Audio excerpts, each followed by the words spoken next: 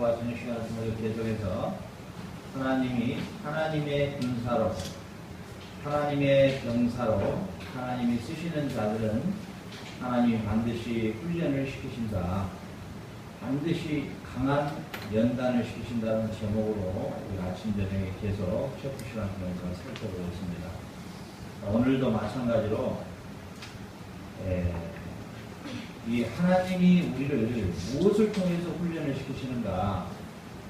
총이나 칼이나 이런 것으로 우리를 훈련시키는 게 아니라 시련을 통해서 절망과 좌절과 낭만과 슬픔과 고통을 통해서 하나님의 군사를 훈련시키신다.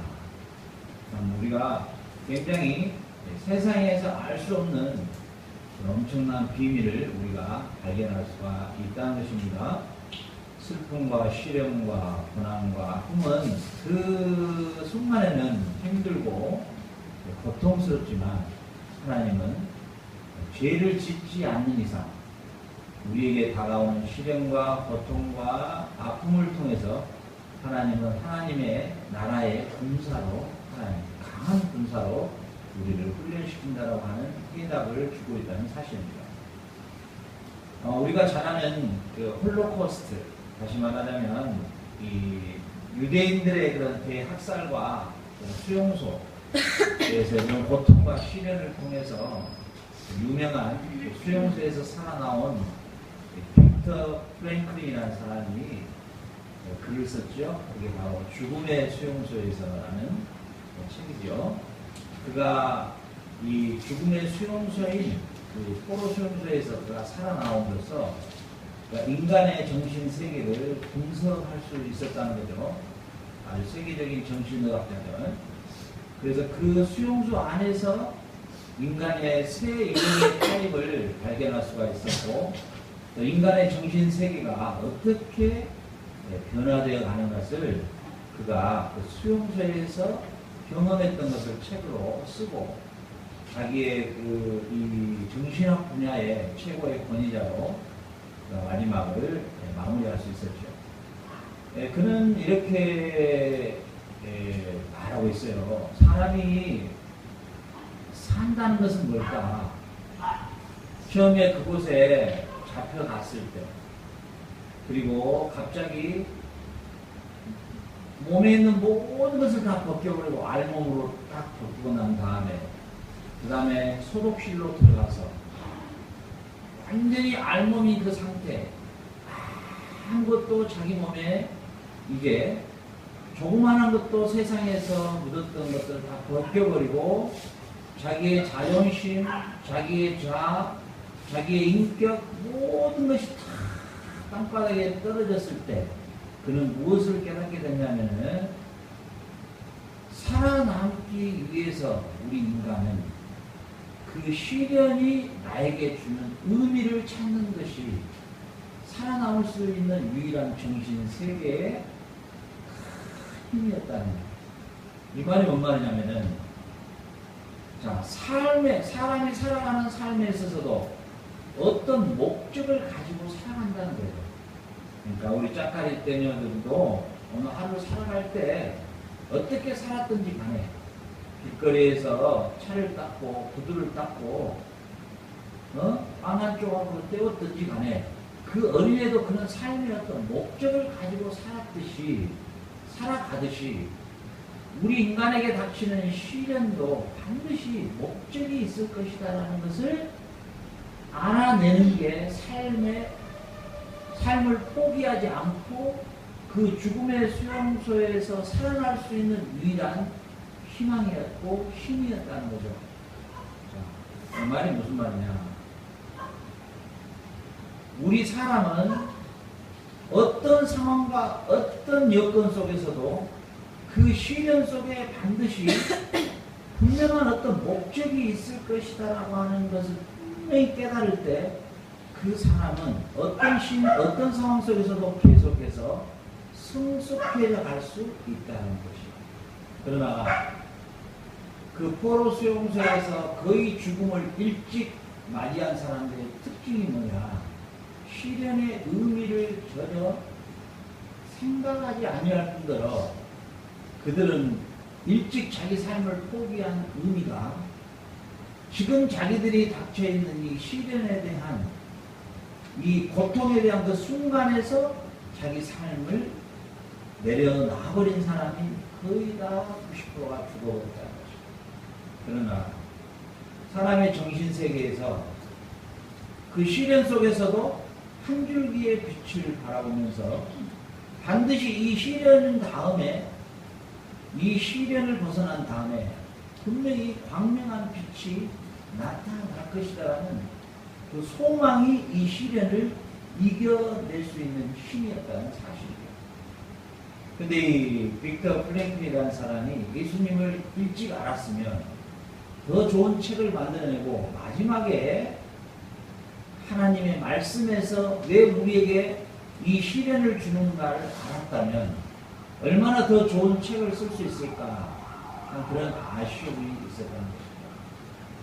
오늘 잠언서 17장 3절에서는 분명하게 하나님이 우리에게 시련을 주시고 마치 수천도가 넘은 강한 풀무풀에 내 영혼이 던져버리고 나의 삶이 불타버리는 그런 고통 속에 내가 던져졌지만 하나님은 나라고 하는 존재를 은을, 순연한 은을, 순은을 100%의 금을 빼내기 위해서 수천도의 용광로에 나를 집어 던졌던 것은 여호와는 우리의 마음을, 우리의 심령을 연단시키시기 위한 것이라는 것입니다.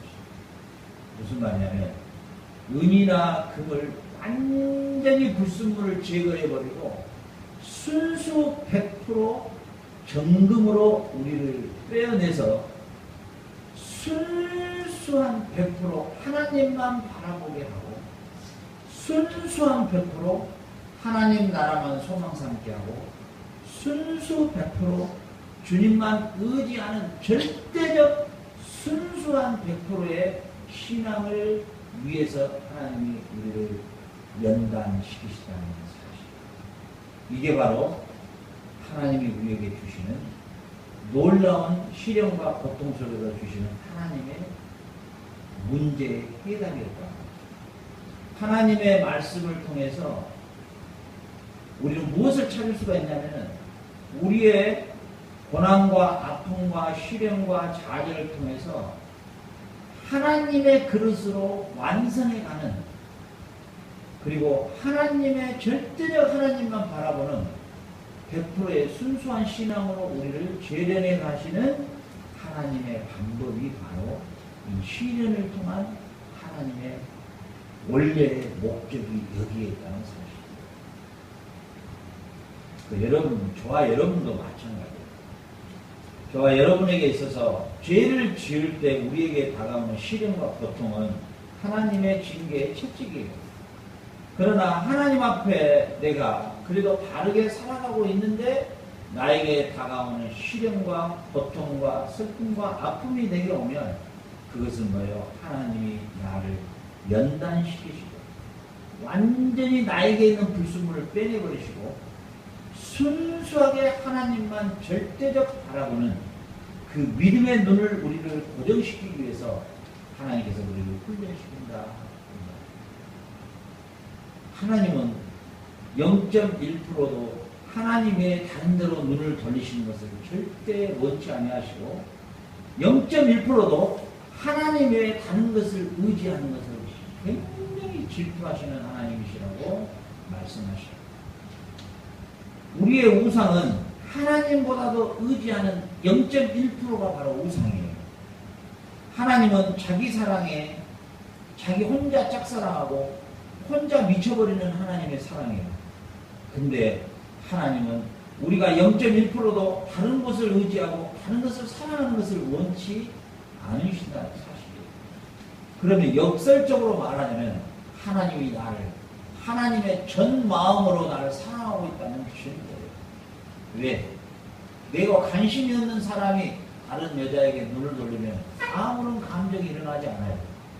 내가 진실로 사랑하는 남자가 다른 여자에게 한 눈길만 돌려도 그 질투가 내 안에서 불처럼 일어나요. 그것은 역으로 말하자면 내가 그 남자를 100% 사랑하고 있다는 증거죠.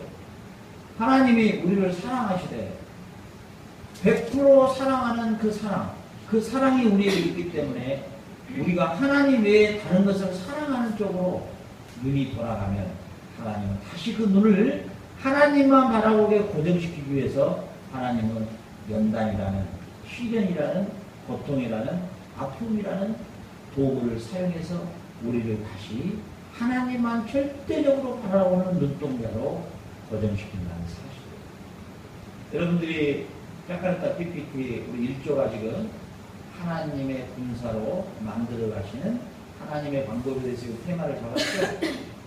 세 번째로 여러분 그 어린 영혼들에게 하나님이 너희들을 너무도 사랑하시는데 너희들이 하나님보다도 더 사랑하는 쪽으로 눈길을 돌리면 너희들은 반드시 시련이라는 연단이라는 고통이 너희에게 찾아오게 될 것이다. 그러니 너희들이 하나님으로부터 오는 시련과 고통과 어려움이 있을 때 빨리 하나님 앞에 눈을 고정하고 하나님 앞에 바로 하나님만 사랑하는 눈동자를 가져야 할 것이다. 여러분들 이런 테마로 진행을 해가는 아주 은혜스럽다. 우리 시편 26편 2절 가보세요.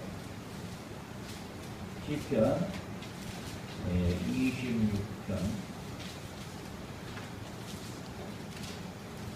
26편 2절 같이 시작. 여호와여 나를 살피시고 시험하사 내 뜻과 내 마음을 알려하소서. 지금 이 다윗이 하나님 앞에 기도할 때 어떤 기도의 내용이냐? 이 기도의 내용이 저와 여러분의 기도의 내용이 됐으면 좋겠어요. 우리 그리스도인들이 기도하는 내용하고 너무나도 수준 차이가 너무도 다르기 때문에 다윗은 그의 삶에서 아침마다 하나님 앞에서 이렇게 기도하는 거예요. 이걸 풀어서 해석하자면 이렇게 되어 있어요. 하나님, 내 생각을 분석해 주세요. 내 마음의 정신을 분해해서 살펴보세요. 그리고 나의 진정한 본질적인 내 속성이 하나님을 사랑하고 있는 나를 살펴봐 주셔서 만약에 하나님 외에 내가 사랑하고 있는 것이 있고 하나님 외에 의지하고 있는 것이 있다면 내 마음을 단련해 주소서. 내 마음을 단련해 주소서. 무슨 말이에요? 수천도가 넘는 그 가운데로 나를 단련시켜 주십시오. 이렇게 고백하고 있는 사실. 얼마나 하나님이 이 기도를 들었을 때 얼마나 다윗을 정말 사랑했을까 하는 그런 생각을 합니다. 왜 다윗이 그토록 하나님께 사랑을 받았을까? 왜 그렇게 큰 죄악을 저질렀는데도 왜 다윗은 하나님이 그토록 정말 불공평하신 하나님이라는 그런 생각까지 들 정도로 하나님을 사랑했을까? 왜 하나님은 다윗을 그토록 사랑했을까? 그 사울이 저지른 죄는 그렇게 내가 봤을 때는 평범한 죄인 것 같은데 사울은 버려버리고 하나님이 다윗을 그렇게 끝까지 사랑하시니까 다윗의 마음이 비록 순간에 넘어졌지만은 그의 마음의 기도가 항상 이렇게 기도하고 살았어요.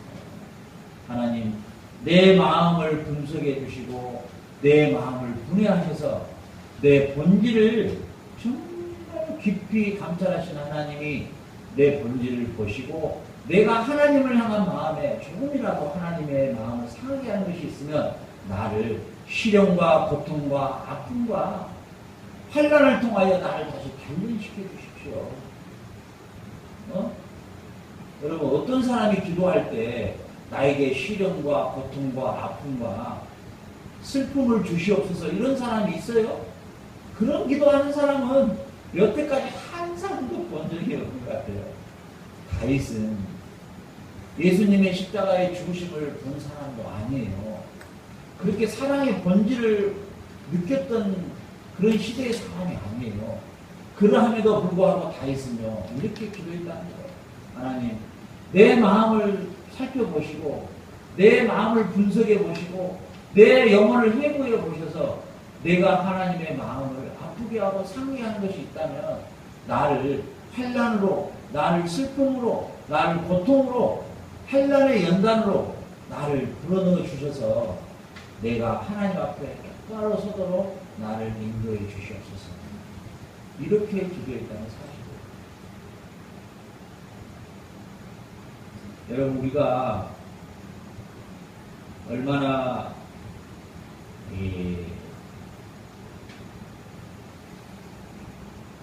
우리의 그 신앙이라는 것 자체가 얼마나 이렇게 용어적으로 사용하는 단어조차도 얼마나 성경과 멀어져서 살아가는가, 이걸 알 수가 있어요. 우리 그리스도인들이 18번지로 나오는 이 언어를 사용하는 걸 보면 너무 좀 황당할 때가 많아요. 기도 때마다 복 주세요, 통통하게 해주세요, 이거 들어주세요 이러는데 할 것 같은 이런 기도를 한다면 얼마나 하나님이 기뻐하실까. 하나님, 오늘 또 내 마음을 분해해 주시고 분석해 주시고 내 영혼의 중심을 살피시사 내가 하나님을 향하여 잘못되어 가고 있고 잘못 생각하고 있고 분당하고 있다면 나를 환난의 채찍으로, 징계의 채찍으로, 연단과 슬픔의 채찍으로 나를 단련시키셔서 하나님 앞에 똑바로 서도록 나를 인도해 주옵소서.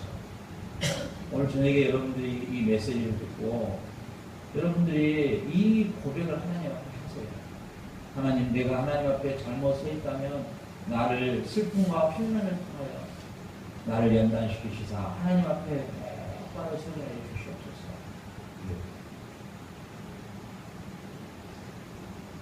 우리 시편 66편 10절 볼까요? 시편 66편 10절.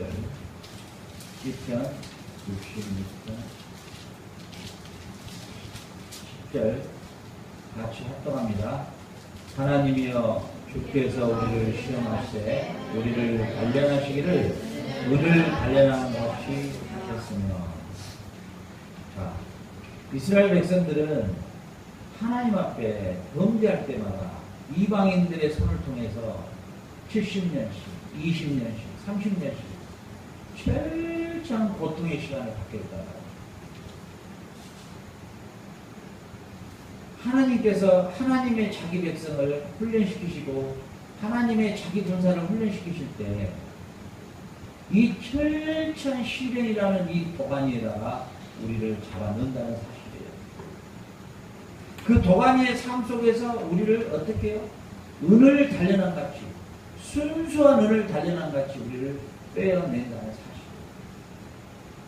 여러분들의 삶 가운데서 어렸을 때부터 여러분은 그냥 이렇게 지내어 온 것 같지만 그 어려운 시간 속에서 나를 단련하심으로 정말 하나님이 쓰시는 때에 결정적으로 쓰임받을 수 있었던 그릇으로 만들었다는 것을 우리는 알 수가 있어요. 저는 어렸을 때 이제 내가 예수님을 만나고 지금 이 나이 때 그때를 되돌아보니까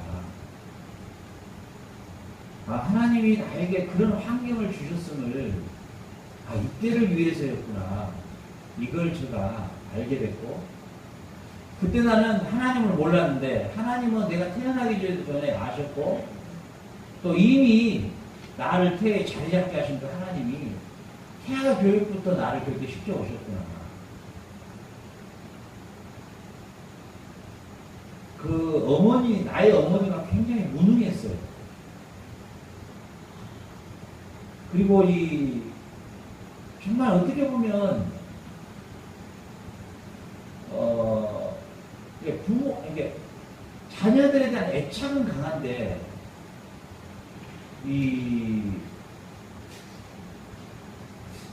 모르겠어요. 근데 그때 내가 부모가 안 됐으니까 내가 이렇게 말하는지 모르겠어요. 그러나 하여튼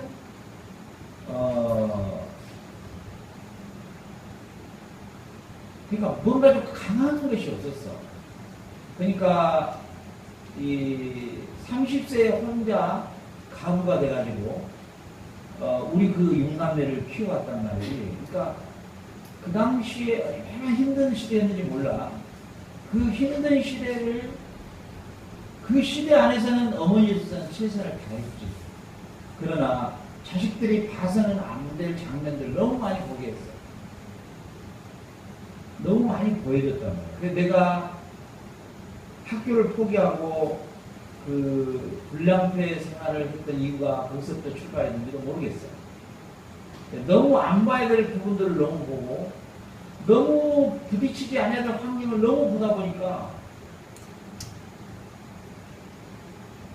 그 뭐라 그럴까,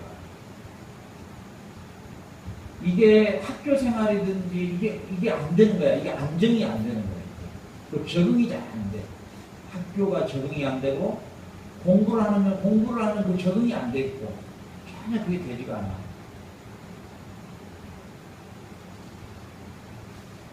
내가 이제 주님을 만나고 신학교를 와서 공부를 하면서 제일 원망되는 게 엄마야. 할 때마다. 왜 내가 이 나이에 이렇게 고생을 해야 되나.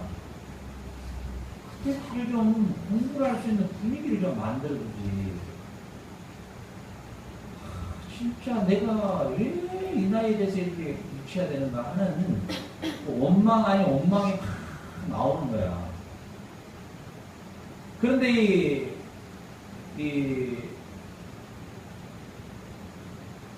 하나님이 왜 나에게 그런 불우한 어린 시대를 갖게 했을까? 껌파리도 해보고, 차 안에서 볼품 장사도 해보고, 아이스크림 장사도 해보고,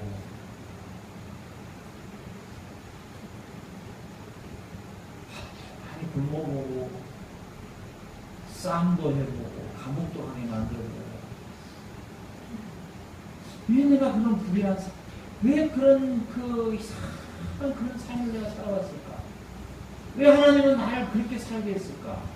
하나님이 진짜 나를 어머니의 태에서부터 나를 자라게 했다. 왜 나를 그렇게 불우하게 만들었을까? 도둑질하게 만들고 쌈박질하게 만들고 왜 어린 시절에 10대 때 여인숙을 전전하게 만들고 왜 그 중학교 1, 2학년 때 나이 때부터 담배를 술로 살게 만들고 왜 그런 나의 불우한 삶을 하나님 만들어줬을까? 너무너무 그게 풀리지 않았는데 하나님의 말씀을 보면서 하나님이 이때를 위해서 나를 연단시키셨던 그런 상황이었구나. 그래서 내가 어린 나이에 이 생각을 했어요. 이 생각을. 내가 겪는 이 불우한 삶을, 내가 겪었던 이 불우한 삶을, 내가 신앙이 없을 때요, 내 자식들에게만큼은 절대로 물려주지 않는다. 내가 겪었던 그 환경의 한 장면도 나는 내 자식들에게 남겨서는 안 된다. 그래서 나는 일찍이 20대의 사업에 벌써 뛰어들었어요. 20대. 20대에 이미 사업 쪽에 모든 신경을 다 쏟았어요. 절대로 내가 이 불우한 모습을 누구에게도 보여서는 안 된다. 첫 번째, 이게 가슴에 잡혀 있었고요. 그 환경을 통해서 두 번째, 절대로 나는 한 여자의 남편으로서 절대 내 단어에는 자식들에게 절대로 부모로서의 부인이 먼저 죽어버리지 않는 이상은 이혼을 못한다. 이 두 가지가 내 삶에 신앙을 갖기 전에 이미 내 가슴 쪽에 잡혀 있었어. 그리고 절대로 내 자식에게는 이런 부분을 남기지 않아야 합니다.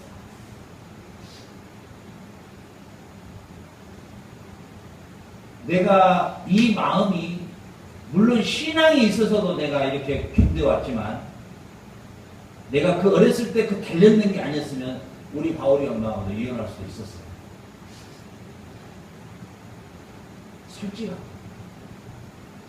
솔직히 이혼할 수 있었어요. 가능성이 거의 90%가 넘었었어요. 그런데 내 삶의 어린 시절에 아빠가 아닌 사람이 내 집에 들어와서 엄마와 함께 뽀뽀를 하고 있는 그 모습이 나는 이해가 안 됐어요. 그것을 어디서 봤냐면 그때는 아래층이 방이고 2층이 이런 이상한 그 자라지방 같았는데 그 나무에 구멍이 이만큼 뚫어져 있었거든요. 그 뚫려진 구멍 안에서 이렇게 봤어요. 그걸. 근데 뭐 이상한 남자하고 뽀뽀를 하고 있더라고요. 두 번째 남자가 왔는데요. 이 남자한테 나보고 아빠라고 불러라. 근데 그 남자가 나한테 야, 너 나한테 아빠라고 불러라. 우리 우진이 나한테 아빠라고 절대 안 부르잖아요. 그래서 내가 강요를 안 하죠. 입양을 따르지. 왜? 그 아픔이 있기 때문에. 아빠가 아닌데 아빠라고 불러라 할 때 그 고통은 진짜 할 수가 없었어요. 내가 이혼을 하려는 그 딱 순간에 그 생각이 팍 드는 거예요. 누군가 우리 에스더에게 아빠라고 불러라 하고 바울에게 아빠라고 불러라고 하는 그 생각이 버뜩 떠오르면 정신이 갑자기 딱 돌아오는 거예요. 아니다. 내가 이건 아니다. 하나님이 나에게 그런 불우한 삶을 살게 함으로써 하나님은 나에게 목회자로서 부름을 받고도 절대 이 두 가지는 절대로 깨지지 않다. 사실 여러분 우리 바울이 에스더만큼 교육을 받으려면요 대한민국의 장관급 이상 환경을 가져야만이 가능해요. 한 달에 수입이 거의 한 2천만 원 이상 돼야만이 저 정도의 교육을 받을 수 있어요. 어렸을 때. 그러나 내가 하나님 앞에 내 마음의 중심이 내 자식들만큼은 물질 때문에 교육을 못 받는 같이 이건 내가 절대로 받아들일 수 없는 겁니다를 하나님 나를 아셔요. 나는 그 안 되면 그냥 목사님 딱 그만둬요. 내가 평신도로, 장로로, 집사로 잘 섬기면 돼요. 내가 목사님과 하나 때문에 내 자식이 피해를 본다? 안 돼요. 절대 안 돼요. 믿음이 없어서가 아니라 그건 안 돼요. 내가 살아온 나의 삶의 최고의 아픔이었는데 이 아픔을 되물려준다? 그건 안 돼요. 그걸 하나님이 아셔요. 내 중심을 아셔요. 근데 이게 그냥 만들어졌던 게 아니라 그 불우한 환경과 삶 속에서 그 불우하고 여러분의 지금 내가 소개하는 나의 삶은 1000분의 1도 안 되는 거예요. 그 불우한 삶 속에서 이 두 가지를 하나님이 나에게 다 훈련시켜 주시고 목회자로 부름을 받아서 자카르타에 구두통을 들고 나오는 애들, 껌 팔고 있는 애들, 유리창을 닦고 있는 애들을 향한 나의 모습을 그대로 보는 것 같습니다.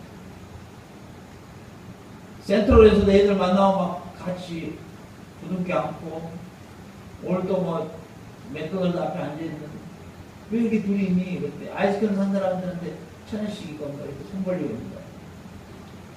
그러지 말고 이걸로 사 먹어. 왜?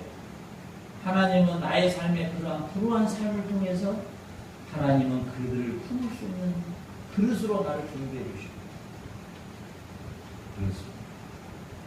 그리고 가정을 지킬 수 있도록 나를 훈련시켜 주시고 그리고 자녀를 양육할 수 있는 그 훈련을 시켜주시고 우리 디모데전서 3장에 보면은 목회자의 자격은 첫째 가정을 잘 돌보는 자다 이렇게 기록되어 있어요. 가정을 잘 돌보지 못하는 사람은 1차적으로 자격이 상실되어 있다는 거예요. 이해가 가죠? 여러분들도 크리스찬으로서 앞으로 세상을 살아갈 때 자기 가정을 지키지 못하고 자기 아내를 사랑하지 못하고 여러분 가정의 행복을 먼저 만들지 못하면 그건 하나님이 원하시는 하나님의 백성이 아닙니다. 하나님의 백성이 아닙니다. 오늘 하나님은 우리에게 이렇게 말씀하셔요. 우리 말라기서 3장 봐보세요. 말라기서 3장. 구약의 마지막이죠. 말라기서 3장.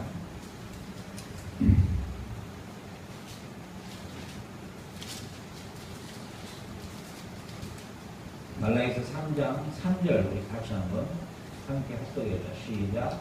그가 오늘 양날에 깨끗게 한 자같이 앉아서 내 자손을 깨끗게 하되 그는같이 그들을 연단하니 그들이 의로운 제물로 나 여호와께 드릴 것이다. 아멘. 하나님은 우리를 깨끗한 금같이, 깨끗한 금같이 우리를 뭐 한다고요? 연단시키십니다. 왜? 우리가 의로운 제물을 하나님께 드리도록. 하나님께 드리도록. 이것이 로마서 12장 1, 2절에 하나님이 기뻐하시는 제물은, 하나님이 기뻐하시는 제사는 하나님의 선하시고 온전하시고 기뻐한 뜻이 무엇인가 살펴서 드려지는 삶이라. 이것이 의로운 제사라. 이렇게 기록되어 있다는 사실입니다. 하나님은 우리에게 놀랍게도 이 깨끗하게 하고 순결하게 하는 이 과정을 뭘로? 불같이 수천도가 끓는 온도에다가 우리를 던져버린다는 사실.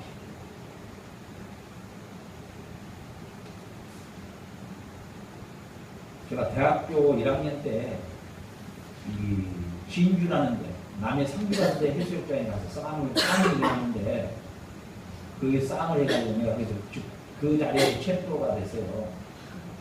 그래가지고 진주 교도소로 갔어요. 진주 교도소에 가서 이제 실형을 받기 전에 미결방이라는 데가 있어요. 미결수방. 이제 거기서 이제 있다가 못 나가면 재판을 받고 이제 형을 살아야 돼요. 그 미결수방에 10한 2일인가 있었는데요. 그때 그 아침에 일어나면 그 창살에서 그 비치는 햇빛, 그리고 어디서 들려온지 모르는데 그 짹짹거리는 새소리, 그 좁디 좁은 그 나뭇바닥에서 10명이서 이렇게 편히 못 자고 옆으로 이렇게 칼잠이라고 그러죠. 이렇게 끼어서 자면서 그 방 안에 있는 그 화장실, 재래식 화장실, 그 똥냄새 나는 그 화장실, 그 무더운 여름에 이렇게 칼잠을 자고 그러면서 그 들려오는 새소리를 들으면서 자유라는 게 이런 거구나. 내가 이곳에서 가게 되면 다시는 이런 곳에는 안 와야 될 곳이구나. 그렇게 하고 하나님의 은혜로 하나님은 나를 전과자로 안 만들고 싶으셔서 하나님의 은혜로 대학생이니까 벌금만 내고 나갈 수 있다. 이렇게 해서 그 14일의 감옥생활 속에서 다시는 내가 싸움을 안 해야 되겠다. 다시는 폭행을 안 해야 되겠다. 그때 그 감옥 안에서 14일이 나의 삶에 깍두기 생활을 청산하고, 깍두기 생활 알아요? 깍두기 생활을 청산. 우리 재미는 깍두기 나오니까 단무지라 그러네 또. 그 단무지하고 틀려. 그걸 청산하게 됐어. 하나님은 더 큰 사고를 예방하기 위해서 14일 동안에 그곳에서 완전히 나를 싹 훈련시키셨어요. 완전히 훈련시키셔서 그곳에서 다시는 그러지 않아도, 다시는 그런 세계에 발을 들이지 않고, 지금 지나오면 하나님이 나를 그때 그곳에서 연단을 시키셨어요. 얼마나 감격스럽고 감사합니다. 자, 여러분 오늘 이 말씀을 통해서 하나님이 우리에게 연단을 주시는 마지막의 목표를요, 베드로는 이렇게 고려하고 있어요. 자, 베드로전서 1장 7절 우리 보고 마치도록 하고요. 베드로전서 1장 7절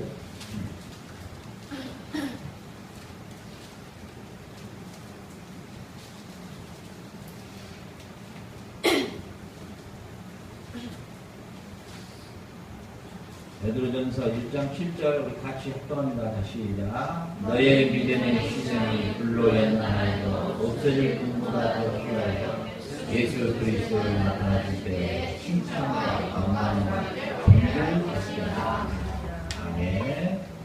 자, 우리를 왜 시련의 도가니로 몰아가시느냐? 우리가 하나님 앞에 범죄해도 우리를 시련의 도가니로 몰고 가지만 우리가 범죄하지 아니해도 우리를 시련의 도가니로 몰고 가는 하나님의 목적은 어디에 있느냐?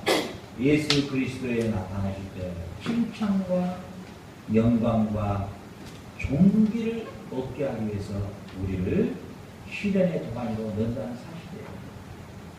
여러분 우리 금방에 가면요 몇 K로 드릴까요? 이렇게 물어봐. 14K로 줄까요? 가격으로서 떨어지고 14K는 다시 팔아도 같지가 않아요.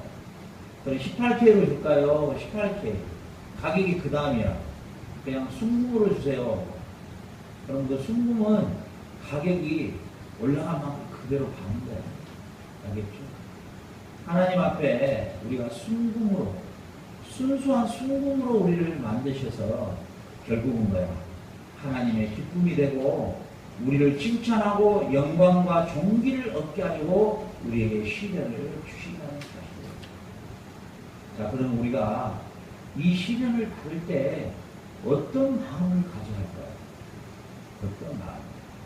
정말 예수님을 몰랐던 이 빅터 프랭클린은 그의 책에서 이렇게만 말하고 있었어요. 무엇인가 시련을 주는 그 시련 안에서 어떤 목적이 있을 것이다. 우리의 삶도 그냥 사는 것이 아닌데 삶에도 목적이 있는데 분명히 이 시련에 어떤 목적이 분명히 있을 것이다. 여기까지만 가지고도 그가 죽음의 수용소에서 나오는 그 죽음의 수용소에서 그가 탈출할 수 있었던 그 원동력을 삼았는데 오늘 우리는 이 하나님의 말씀을 통해서 하나님은 분명히 우리에게 이렇게 말씀해 주셨다. 이 시련의 목적이 무엇인가를 분명히 말씀해 주셨어요. 어떻게? 이 시련을 통하여 네가 칭찬과 영광과 존귀를 얻게 하고 내가 너에게 시련을 준다. 우리가 이 시련을 받을 때 어떻게 해야 되겠어요? 감당할 시련 외에는 절대 주시지를 않고 분명히 실족 당할 쯤에 피할 길을 주신다는 고린도전서 10장의 말씀을 붙들고 우리가 이때에 잠잠히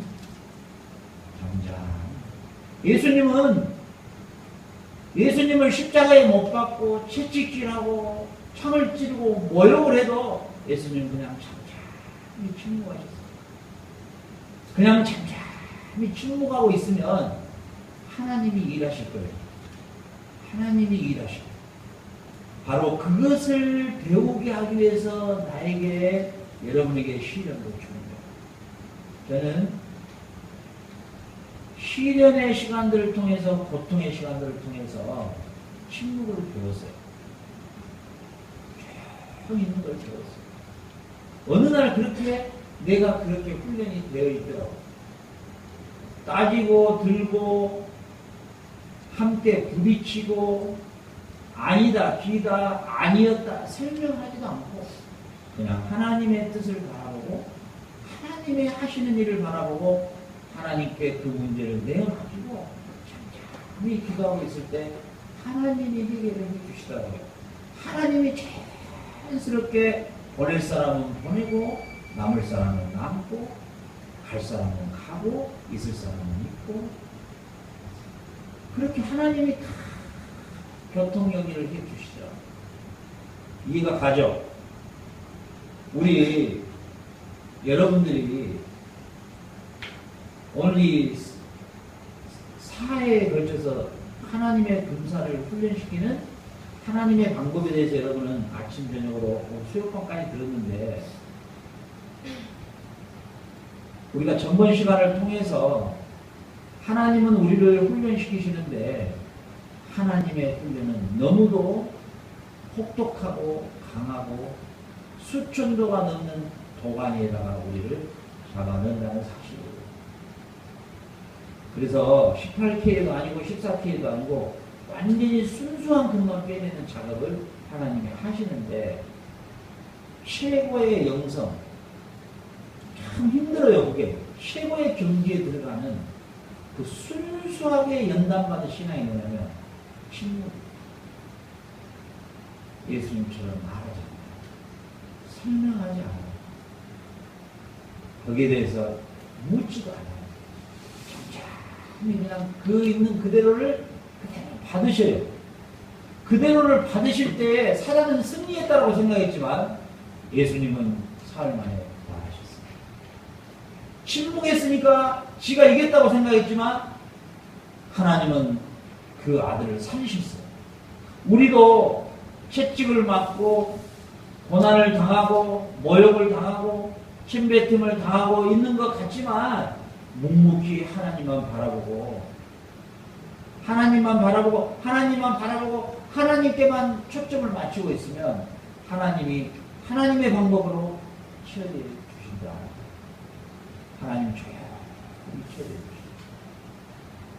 여러분들의 삶 속에서도 내가 하나님 앞에 범죄해서 시련이 오든 아니면 내가 하나님 앞에 이유 없는 시련이 오든 그 시련 속에서 여러분들 오늘 하나님 주신 이 말씀을 꼭 붙들고 우리를 칭찬과 영광과 존귀를 얻게 하려고 잠깐 우리에게 시련을 주시고 그 시련 가운데서 우리가 100% 하나님께만 고정하는 우리의 눈, 우리의 영혼, 우리의 마음이 될 수 있도록 너희는 몸과 마음과 뜻을 다하여 하나님을 사랑하는 그 사랑을 그 초점을 하나님께만 고정시키도록 하는 하나님의 놀라운 연단의 축복을 여러분들이 감사함으로 받고 여러분의 삶 가운데서 오히려 그 시련 가운데서도 하나님께 영광을 돌리는 저와 여러분이 되시기를 주의 이름으로 축원합니다. 하나님 아버지 감사합니다. 오늘 하나님께서 주시는 말씀을 통하여